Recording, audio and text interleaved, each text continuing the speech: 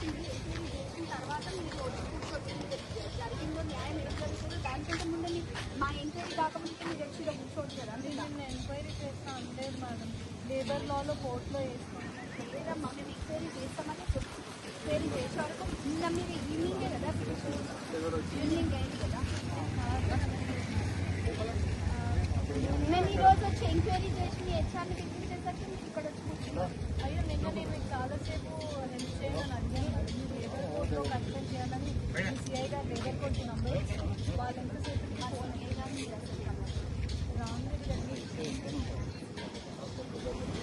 అసలు సరే మేము మాట్లాడతాం అంటున్నాము. నేను లోపలికి ఆల్రెడీ ఇందాక రఫీ గారితో మాట్లాడడానికి ట్రై చేస్తే వాళ్ళు చెప్పారు నా లీగల్ టీమ్ మీతో మాట్లాడతారా, మీరు వెళ్ళి మీ ఎంక్వైరీ మీరు చేసుకోండి. నేను మిమ్మల్ని ఇక్కడ కూర్చునేది కరెక్ట్ కాదు. మేము ఎంక్వైరీ చేస్తున్నాము. మీరు కూడా కావాలంటే వాళ్ళతో మాట్లాడిన తర్వాత జరగకుండా అప్పుడు మీరు కూర్చుంటారు. అయ్యో అలా వద్దండి. నేనేమంటున్నానంటే ఎవరైతే మీరు మాట్లాడించడానికి ట్రై చేస్తున్నారో వాళ్ళే నాకు ప్రాబ్లం కదా.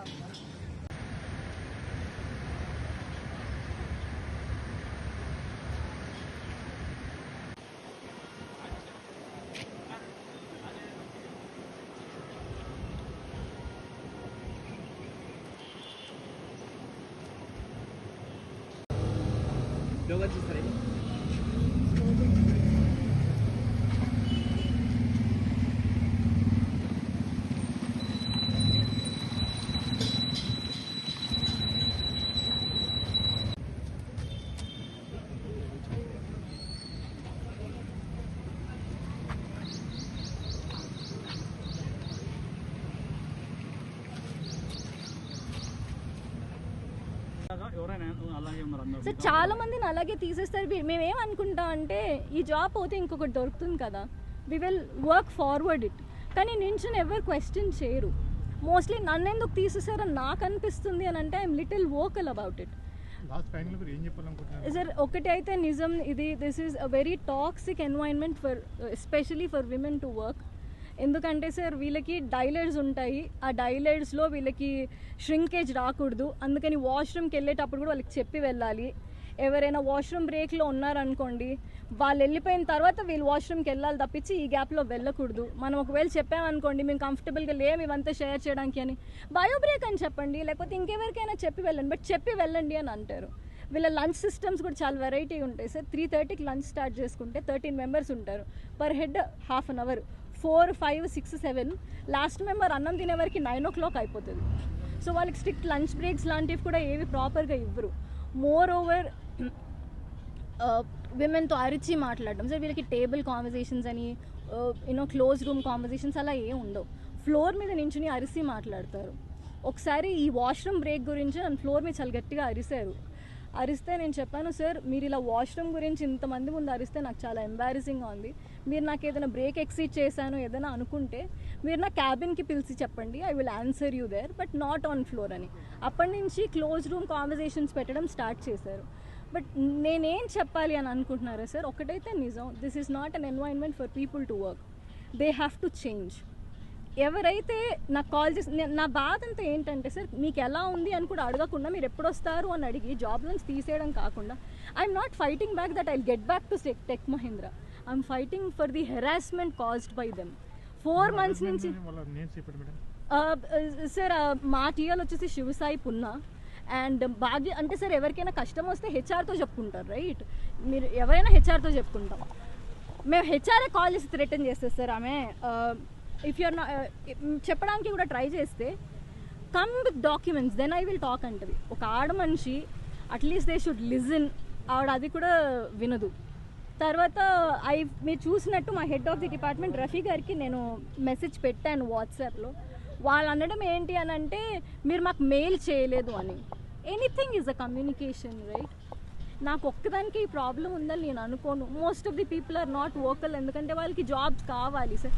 ఇక్కడ పనిచేస్తామంటే బోల్డన్ ఈఎంఐలు ఉంటాయి, అవన్నీ కట్టుకోవాలి కదా సార్. లేదు సార్, నా జాబ్ తీసేసారు. రమ్మని చెప్పి ఎంప్లాయ్మెంట్కి రమ్మని కాదు, డిస్కషన్కి నిన్న evening when I was talking to media, when I was talking to people, నాకు కాల్ వచ్చింది. శ్రీధర్ అని is one of my friends, very close friends of me, లోపల ఉంటారు.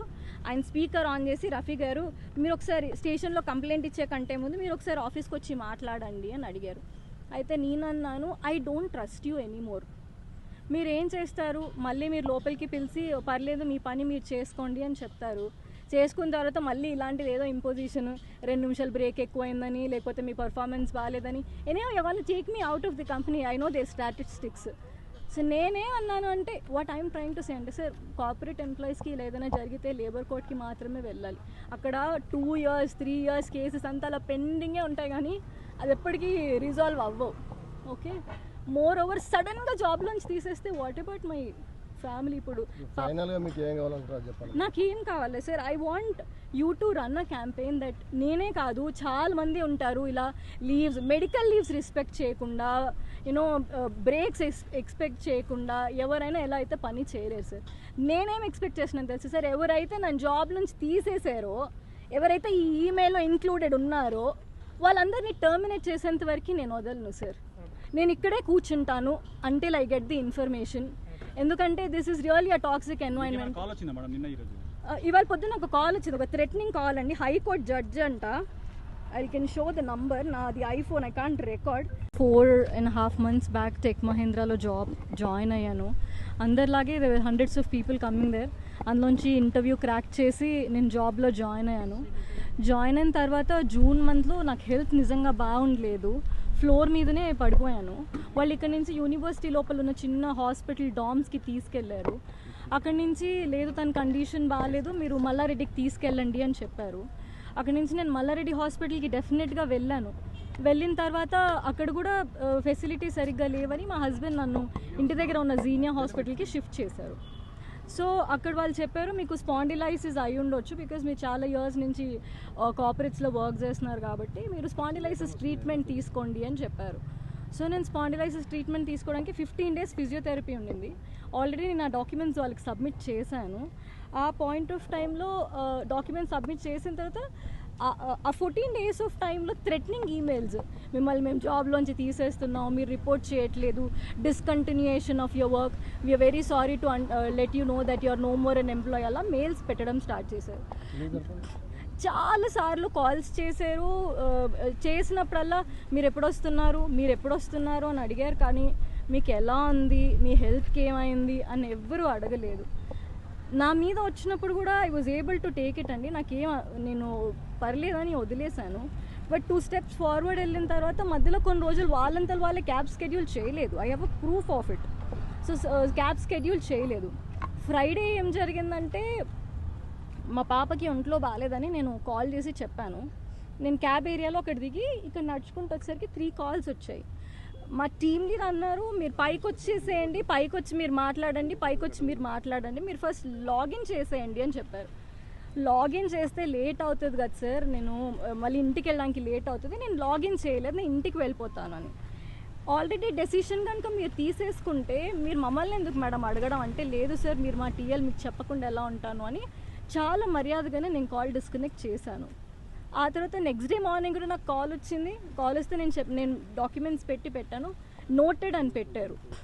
పెట్టిన తర్వాత వాళ్ళు నాకు 22nd రోజు నేను నార్మల్గా లాగిన్ చేయడానికని వచ్చానండి. ఫ్రైడే రోజు నేను ఆఫీస్కి వెళ్ళలేదు, డాక్టర్కి కాల్ చేశాను, doctor Prashant Edwards, I have proof of it. తను రేపు పొద్దున్న మార్నింగ్ 10 o'clockకి రమ్మన్నారు. సాటర్డే రోజు పాప నేను ప్రాపర్గా హాస్పిటల్కి తీసుకెళ్ళిన తర్వాత వాళ్ళు టెస్ట్స్ చేశారు, రిపోర్ట్స్ అన్నీ సండే కదండి మండే వచ్చి తీసుకోండి అన్నారు. మండే మొత్తం ట్రీట్మెంట్ చేసిన తర్వాత కూడా, నేను డాక్యుమెంట్స్ పంపించిన తర్వాత కూడా they wrote me an email that నేను డాక్యుమెంటేషన్ పంపించలేదు, వాళ్ళకి ఎలాంటి కమ్యూనికేషన్ ఇవ్వలేదు కాబట్టి నన్ను సర్వీసెస్ నుంచి తీసేస్తున్నా అని మెయిల్ పెట్టారు. After multiple attempts we have not any medical report nor have reported back to office, hence we will have to unfortunately proceed with the separation under abandonment form అని ఒక mail పెట్టారు. నా దగ్గర proofs ఉన్నాయి that నేను I have sent it to them అని చెప్పి. ఒకటి నాకు మెయిల్ 21st రోజు మెయిల్ వచ్చింది, థ్రెటనింగ్ మెయిలే అది కూడా. It is not never requesting. Phone చేసినప్పుడు కూడా మీ పాపకి ఎలా ఉంది, మీరు ఎప్పటి వరకు వస్తారు కూర్చోండి, 21st రోజు వాళ్ళు ఇచ్చారు, వాళ్ళకి నేను రిప్లై చేశాను. నేను ఎక్కడ వాళ్ళకి కమ్యూనికేట్ చేయకుండా పారిపోయానో నాకైతే తెలియలేదు. మళ్ళీ ఇందులో క్లియర్గా you haven't reported to office అన్నారు. 22nd రోజు నేను ఆఫీస్కి వచ్చాను. I used office cab. వచ్చిన తర్వాత when I was reading those mails అండి, నాకు అనిపించింది నేను ఇంత టాక్సిక్ ఎన్వైరన్మెంట్లో నేను వర్క్ చేయలేను. Anyhow I was decided to put down my papers and police స్టేషన్కి వెళ్ళాను నేను టు కంప్లైంట్. పోలీసులు ఏమంటారంటే మీరు లేబర్ లాకి వెళ్ళిపోండి, లేబర్ లా దగ్గర నుంచి సపోర్ట్ తీసుకోండి అని చెప్పారు. వాళ్ళు ఎఫ్ఐఆర్ చేయలేదు, పిటిషన్ తీసుకుని రిసిప్ట్ ఇచ్చారు. నిన్న డే మొత్తం పోలీస్ స్టేషన్లోనే ఉన్నాను. Evening I try to reach few people but ever respond సరిగా అవ్వలేదు. ఆ తర్వాత